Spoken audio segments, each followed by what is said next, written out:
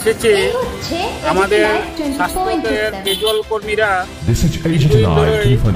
স্বাস্থ্য অধিকর্তা রাজ্য সরকারের নিকট একটা দাবি ছিল যে রেগুলাইজেশন করার জন্য।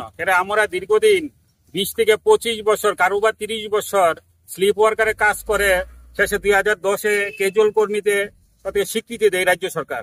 এই মূল্যে আমার 10 বছর কমপ্লিট হওয়ার পরে রেগুলার হওয়ার কথা ছিল, কিন্তু বর্তমান রাজ্য সরকার এটা বর্তমানে ক্যাপ্টেন হোল্ড স্থগিত করে রেখেছেন, যার জন্য আমরা দীর্ঘদিন এই বিষয়ে আলাপ আলোচনা করেছি প্রশাসনের সঙ্গে, কিন্তু কোনো আমরা সুউত্তর পাইনি।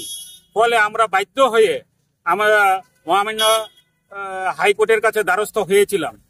তো গত মাসের 13 তারিখ আমাদের মহামান্য হাইকোর্ট থেকে একটা রায় বের হয়েছে যে অনিয়মিত কর্মচারীরা রেগুলার না হোক, অন্তত তাদেরকে সমকাজে সমবেতন দেওয়ার ব্যবস্থা করতে হবে।